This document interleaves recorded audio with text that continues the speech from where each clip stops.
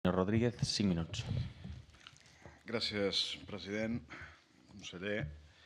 Bé, el primer que li he de dir és que vostè mateix ha ratificat el que jo li deia a l'inici de la meva intervenció.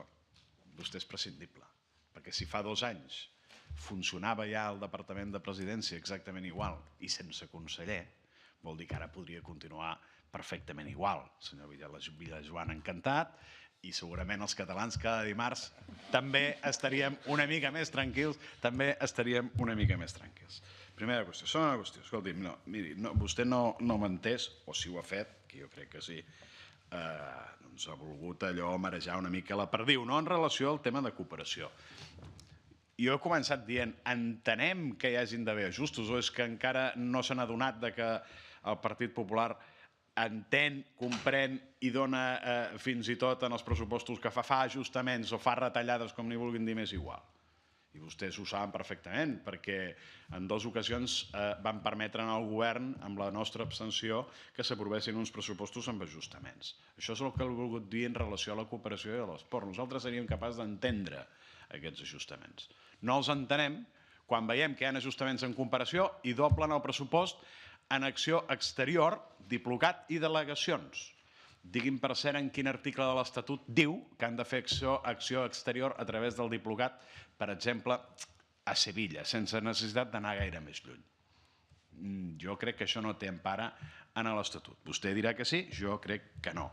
Però miri, volen exemples? Treguin els 5 milions de delegacions i del Diplocat i posin-te'ls a cooperació. No cal anar a buscar més recursos. Ja els té. Utilitzi-los ben utilitzats. Tregui 5 milions d'acció exterior i posi-los a cooperació.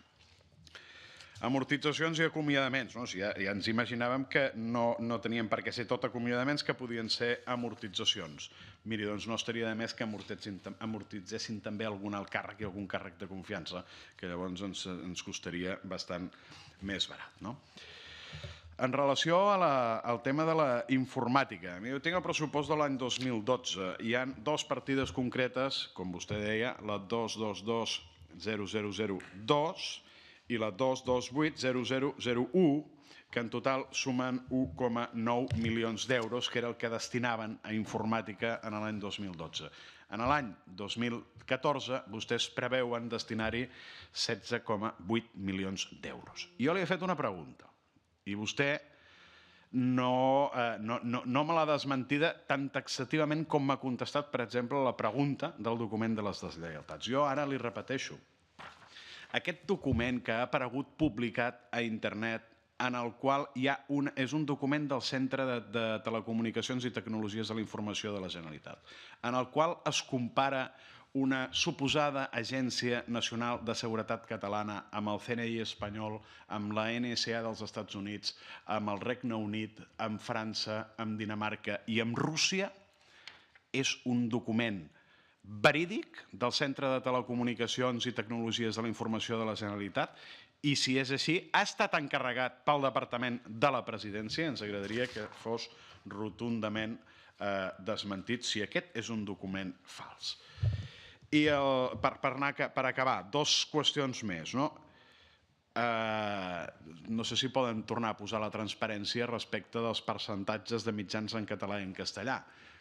Si la posen, magnífic, perquè aprendrem una cosa nova. Aprendrem una cosa nova. És que la suma dels mitjans en català i la suma dels mitjans en castellà sumen més de 100, el qual és tota una novetat. Magnífic. I finalment, sí, conec com funciona, sí. I finalment, home, comparar la despesa... És resposta múltiple, d'acord. Comparar la despesa en contractar una entitat com Diplomat Independent per buscar suport internacional per un estat independent, vostè ho posa a la mateixa alçada que els esforços fets per anar a aconseguir una candidatura olímpica. Sí, vostè ho ha comparat i, per tant, ho ha posat al mateix nivell. Permeti'm que li digui que és una solemne tonteria. Això sí, olímpica. Gràcies, senyor president. Moltes gràcies.